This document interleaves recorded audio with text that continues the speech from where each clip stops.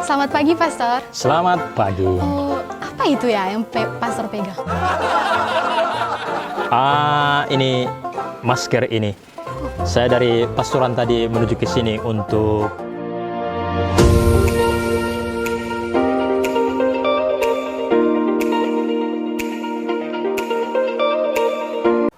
menyampaikan seputar himbauan dari Bapak Uskup yang berkaitan dengan virus corona ini. Ada himbauan terbaru dari Bapak Uskup yang sudah diedarkan, tapi mungkin lebih jelas dibahasakan secara sederhana agar umat kita secara khusus di paroki ini memahami benar apa isi edaran itu. Oh, begitu.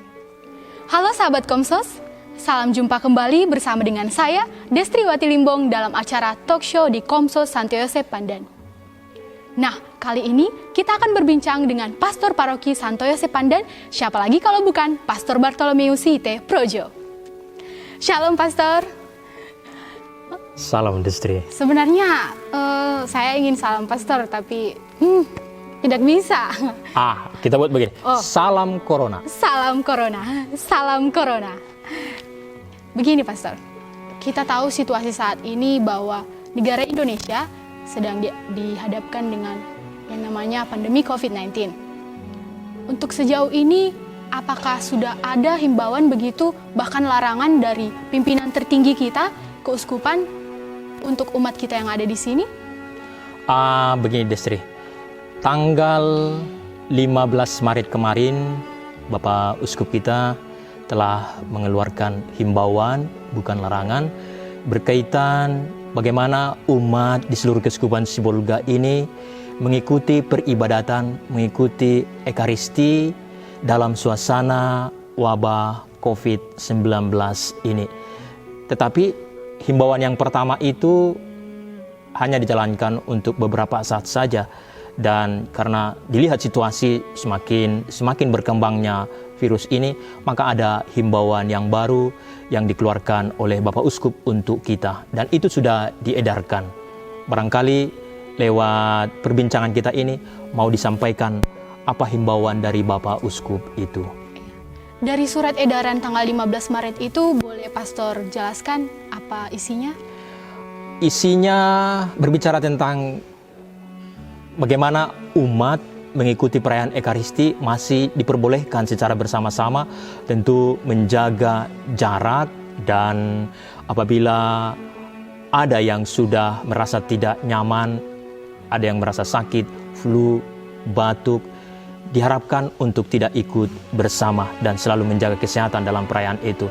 Tetapi untuk suasana saat ini, nampaknya himbauan pertama itu harus diperbaharui kembali. Maka pada tanggal 24, yakni kemarin, sudah ada himbauan yang baru yang dikeluarkan oleh Bapak Uskup itu. Barangkali itu yang pantas yang mau kita jelaskan secara sederhana, gamblang, dan dimengerti oleh umat kita, secara khusus yang ada di paroki Santo Yosep Pandan ini. Memang ini berlaku untuk semua, baik dekanat Nias maupun dekanat Tapanuli ini, mengikuti himbauan dari Bapak Uskup itu. Dari surat tanggal 24 Maret itu, boleh juga Pastor sampaikan apa yang disampaikan Bapak Uskup kepada kita umat di dekanat Nias maupun di dekanat Tapanuli. Baik, terima kasih. Jadi ada 3 himbauan, dan itu ada juga penjelasan-penjelasan dari 3 himbauan yang diberikan oleh Bapak Uskup itu. Yang pertama, bahwa Bapak Uskup kita menekankan supaya tetap mengindahkan himbauan, anjuran yang dikeluarkan oleh otoritas sipil, oleh pemerintah, secara khusus untuk menjaga jarak atau untuk tidak membuat kerumunan di tengah-tengah masyarakat, karena lewat kerumunan ini akan ada penyebaran virus ini bagi orang-orang yang ada di sekitarnya. Itu yang pertama. Yang kedua, himbauan ini berkenaan dengan bagaimana mengikuti tata peribadatan, bagaimana perayaan Ekaristi itu dilaksanakan di gereja, paroki, atau di seluruh Keuskupan Sibolga ini. Mau ditegaskan, dijelaskan di situ. Pertama, bahwa Bapak Uskup memberikan dispensasi. Dispensasi artinya diberikan kelonggaran kepada seluruh umat untuk tidak ikut dalam perayaan Ekaristi Secara langsung. secara langsung, baik hari Minggu maupun perayaan Ekaristi harian. Terus bagaimana umat yang rindu untuk perayaan Ekaristi itu? Iya. Maka ini suasana luar biasa, suasana khusus ini. Makanya diberikan penegasan bahwa umat mengikuti perayaan Ekaristi itu secara online, lewat media, lewat audiovisual, entah lewat Facebook, lewat YouTube, dan kita juga akan merencanakan, akan membuat ini secara khusus pada saat hari Minggu. Jadi yang mau dilarang di sini, dihimbau di sini adalah perayaan bersama umat. Artinya dengan kerumunan. Nah, poin yang kedua, mau dikatakan bahwa jangan sampai gara-gara virus ini, COVID-19 ini, tidak ada perayaan Ekaristi. Tetap ada. Tetap ada perayaan Ekaristi itu. Inilah poin yang nomor 2, bahwa setiap imam harus merayakan Ekaristi setiap hari bersama imamnya, bersama konfraternya, di komunitasnya masing-masing. Entah itu di gereja, entah di komunitasnya masing-masing. Artinya tidak melibatkan lagi umat. Umat boleh terlibat secara tidak langsung lewat misa online itu. Itu dia. Yang ketiga, diharapkan bahwa imam, masing-masing imam membuka diri untuk menerima sakramen rekonsiliasi secara pribadi. Rekonsiliasi secara pribadi tetap selalu mengindahkan ketentuan-ketentuan untuk menjaga supaya tidak menularkan COVID ini kepada yang lain. Maka secara personal ada, barangkali bisa dikatakan tetap membuat jarak itu. Iya. Ini rekonsiliasi ya, sakramen rekonsiliasi secara personal pribadi. Tidak membuka secara bersama-sama. Misalnya sudah ada kerinduan umat, saya mau mengaku dosa pastor. Maka pastor itu harus membuka diri melayangkan sakramen rekonsiliasi ini. Itu dia. Baru yang berikutnya, poin yang berikutnya itu adalah himbauan untuk agar pertemuan-pertemuan di tingkat KBG, pembahasan APP di tingkat KBG, di tingkat lingkungan, di tingkat stasi untuk sementara waktu ini ditiadakan. Berkenaan ini juga bahwa ibadat sabda secara bersama-sama di stasi juga ditiadakan untuk menghindari penularan COVID-19 ini. Itu yang ditegaskan dalam himbauan-himbauan itu. Dan berikutnya secara khusus bahwa kita punya satu seminari menengah di sini, maka tetap dibuat perayaan Ekaristi bersama anak-anak seminaris di kompleks seminaris itu. Salah satu yang penting juga adalah bagaimana kita atau diatur itu soal tata peribadatan untuk Paskah nanti, untuk Pekan Suci nanti. Ini juga salah satu ditekankan dalam himbauan itu oleh Bapak Uskup, karena tidak lama lagi kita akan masuk dalam Pekan Suci. Kita akan masuk dalam hari suci itu. Kita akan masuk dalam Paskah. Bagaimana diatur ini? Ini barangkali yang mau pantas kita jelaskan. Himbauan ini yang dibuat oleh Bapak Uskup ini mengikuti tata ibadat atau kongregasi untuk ibadat suci atau tentang sakramen yang dikeluarkan oleh langsung dari Vatikan. Ada beberapa himbauan berkenaan dengan situasi COVID ini. Mau kita katakan dulu bahwa hari dan tanggal perayaan Paskah itu tidak boleh diubah. Tetap itu. Tidak seperti suasana kita. Kan tanggal 29 April nanti ada UNBK. Boleh. Baru tanggal 29 April ini ada perayaan tahbisan. Oh iya. Itu diubah nanti ke bulan Agustus. Digeser dia. Tetapi ini bahwa perayaan Paskah itu tetap. Terus bagaimana dijalankan perayaan Paskah itu? Dan bagaimana Trihari Suci itu? Bagaimana Kamis Putih, Jumat Agung, dan malam Vigilia Paskah itu? Nah, tetap mengikuti tata peribadatan atau kongregasi untuk ibadat ilahi yang langsung dikeluarkan dari Vatikan. Dan ini nampaknya akan berlaku nanti di seluruh keuskupan ini merujuk ke sana.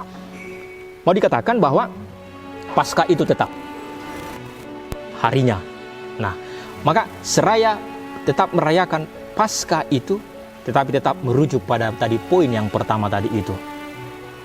Poin yang pertama itu artinya tidak bersama-sama dengan umat atau kerumunan. Paskah ini dirayakan di gereja katedral atau di gereja paroki. Maka pastor paroki atau imam paroki itu di paroki itu merayakan Paskah itu. Kita mulai dari Trihari Suci, Kamis Putih. Nah, Kamis Putih tetap dirayakan. Tetap dirayakan tetapi tidak lagi bersama-sama dengan umat. Boleh dikatakan adalah imam sendiri sejauh memungkinkan merayakan ini.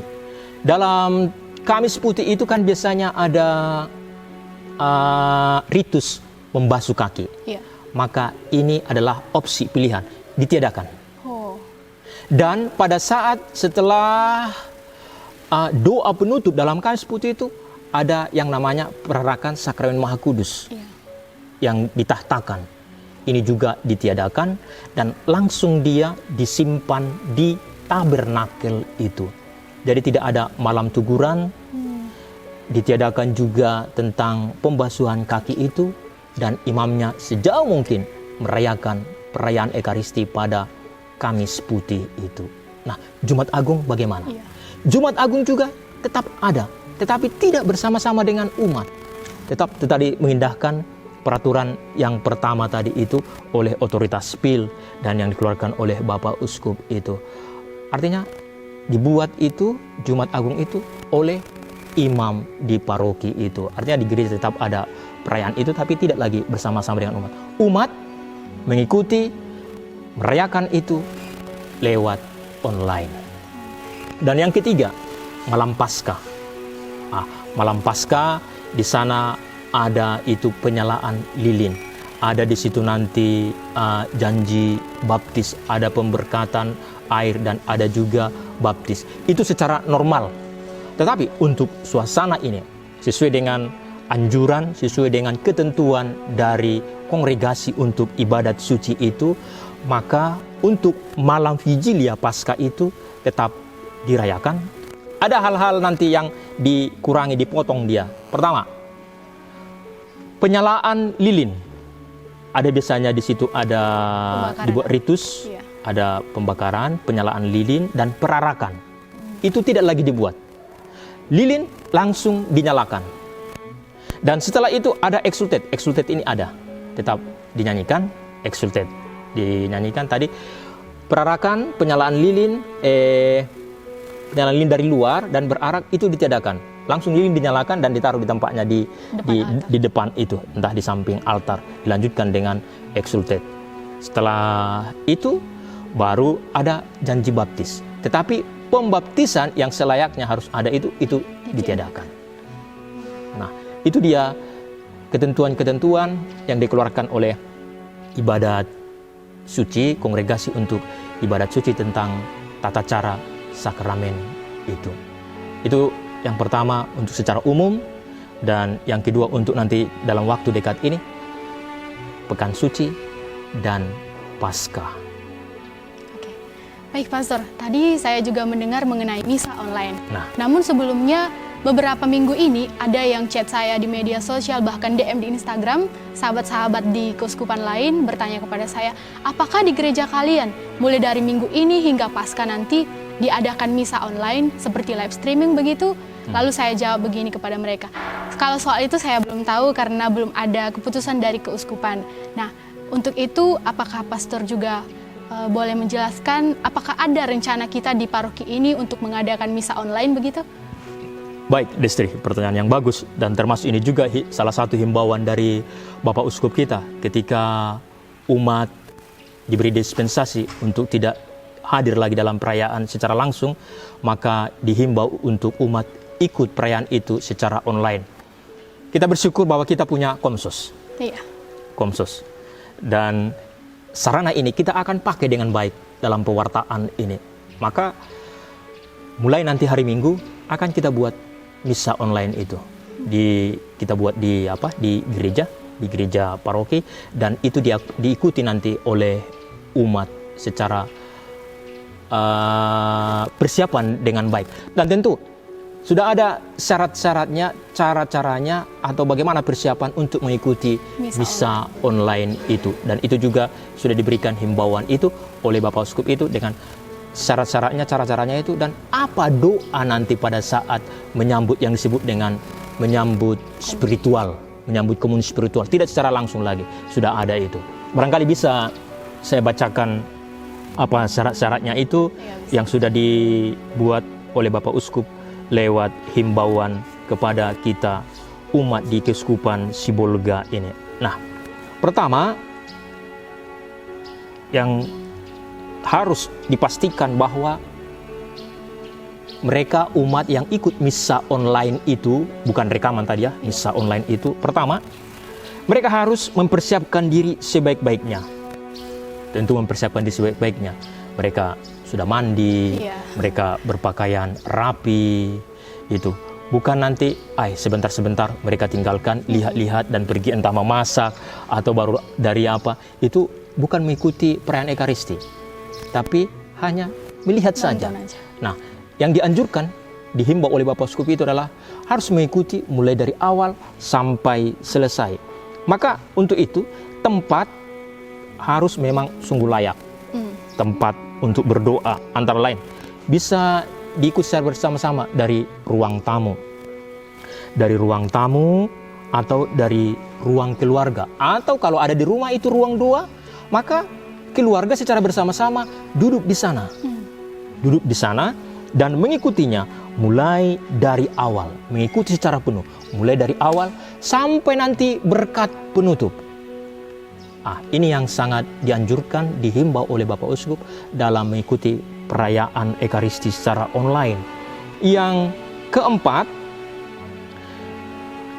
ikuti perayaan Ekaristi secara penuh, mulai dari tanda salib pembukaan dan mengikuti semua gerak itu. Hanya nanti pada saat ikut dia, keluarga itu tidak harus mengikuti seperti di gereja. Misalnya ada saat berlutut, ada saat berdiri, dia pun ikut berlutut, dia ikut berdiri. Di sini diberikan kelonggaran, duduk tenang saja. Yang diharapkan situ adalah persiapan batin itu dia, supaya memang sungguh-sungguh ikut dia. Makanya ini disebut dengan ikut menyambut secara spiritual. Yang kelima, berdoalah secara sungguh-sungguh, dan pada waktu ritus komuni doakanlah doa komuni spiritual. Itu yang saya katakan tadi. Kan kalau biasanya kan kita langsung ikut dan menerima. Tetapi karena ikut secara online, maka mereka mendoakan doa spiritual itu. Dianjurkan lagi, baik sekali, demi suasana sakral, setiap keluarga meletakkan salib dan lilin bernyala di atas meja bertaplak putih. Misalnya ini meja itu. Ada meja di sini dan keluarga sudah di sini ada laptop di sini atau ada HP di sini mengikuti secara online, maka ditaruhlah di sini satu lilin yang bernyala. Bagus kalau ada juga salib. Nah, jadi sudah sangat mendukung suasana ini ketika umat ikut misa secara online. Apa doa untuk ini? Itu juga perlu kita. Sebenarnya di edaran itu sudah ada, tetapi baik kalau saya bacakan lagi supaya lebih jelas dia. Ini dia destri doanya. Doa komuni spiritual. Yesusku, aku percaya bahwa Engkau hadir dalam sakramen Maha Kudus. Aku mengasihimu melebihi segala sesuatu, dan aku merindukan Engkau dalam seluruh jiwaku, karena aku tidak dapat menerimamu secara sakramental saat ini. Maka datanglah ya Tuhan, sekurang-kurangnya secara rohani dalam hatiku, meskipun Engkau selalu telah datang. Aku memelukmu dan ingin mempersatukan seluruh diriku seutuhnya denganmu, dan jangan izinkan aku terpisah darimu. Amin. Itulah doa spiritual pada saat menyambut komuni itu.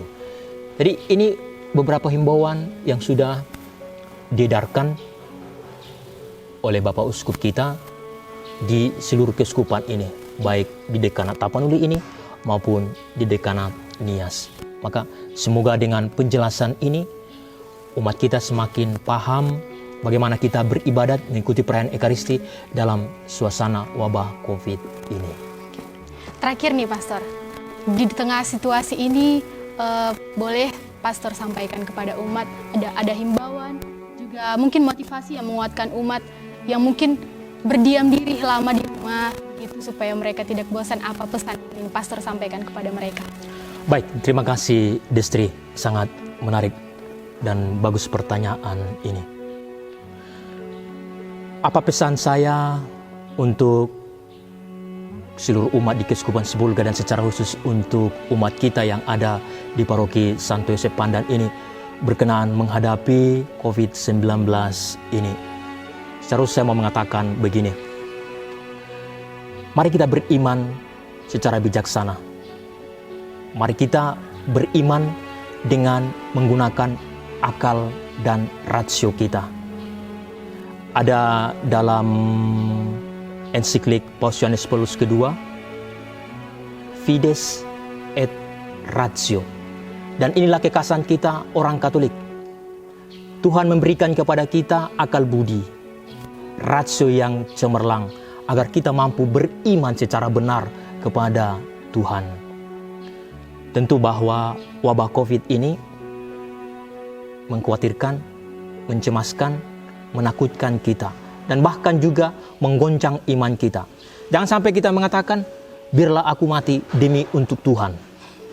Maka saya tidak menghimbaukan, saya tidak mengikuti himbauan dari entah pemerintah, dari gereja. Kan saya beriman. Tidak.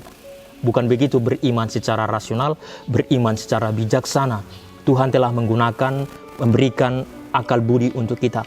Ini, COVID ini sangat berbeda dengan virus-virus yang lain.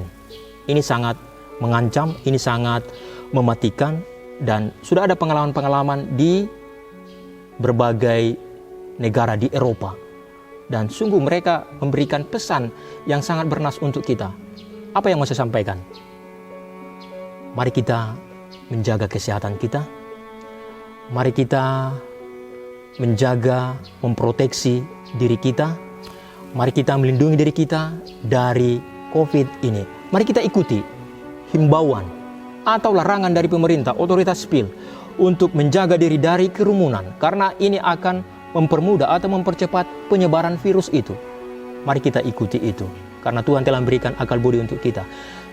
Tidak boleh cemas, tidak boleh takut, tidak boleh galau, tetap beriman, tetapi tetap mengindahkan himbauan, aturan yang sudah dibuat oleh pemerintah. Maka dengan ini, kita akan bisa lepas dari dalam tanda petik badai ini.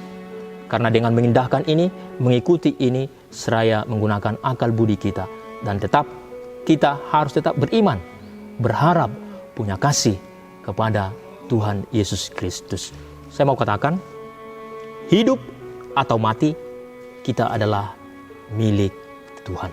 Itu lagi nih Pastor, adakah tips-tips begitu untuk keluarga-keluarga kecil lakukan? Karena orang tua juga jarang memberi perhatian sehingga anak-anaknya masih ada yang keluar-keluar. Nah, sama seperti himbauan pemerintah itu agar tetap tinggal di rumah untuk menghindari penularan ini, maka masing-masing ini harus menjaga ini dan mengikuti ini. Yang kedua juga, bahwa seraya menjaga kesehatan itu supaya tetap beristirahat, menjaga istirahatnya dengan, boleh dikatakan, istirahatlah dengan baik. Misalnya tidur dengan tepat waktu, itu barangkali untuk menjaga stamina, membuat imun tubuh semakin kuat. Dan berikutnya barangkali supaya menjaga stamina ini dengan mengkonsumsi makanan atau minuman, terus makananlah yang berprotein supaya tetap tubuh itu tetap fit.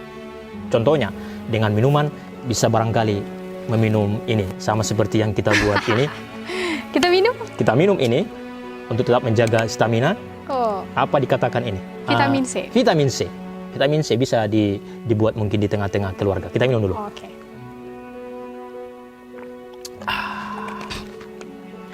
Jadi lebih segar ya? Lebih segar. Tetapi sebelum meminum ini, tetap juga menjaga kesehatan itu. Semakin sering membersihkan atau mencuci tangan dengan sabun itu, ini barangkali tips-tips yang paling aktual saat ini untuk dibuat di tengah-tengah keluarga. Pandemi COVID-19 sudah membumi hanguskan dunia. Mulai dari Wuhan, Cina, Italia hingga Indonesia. Apakah kita hanya diam? Oke, terima kasih banyak atas informasinya Pastor. Semoga pertanyaan-pertanyaan tadi sudah mewakili pertanyaan-pertanyaan dari umat, juga motivasi Pastor bisa menenangkan hati dan pikiran umat. Untuk itu, sahabat-sahabat Komsos, banyak lagi informasi yang akan kami berikan. Untuk itu, tetap ikuti channel ini, jangan lupa like, comment, share, and subscribe. Salam Komsos.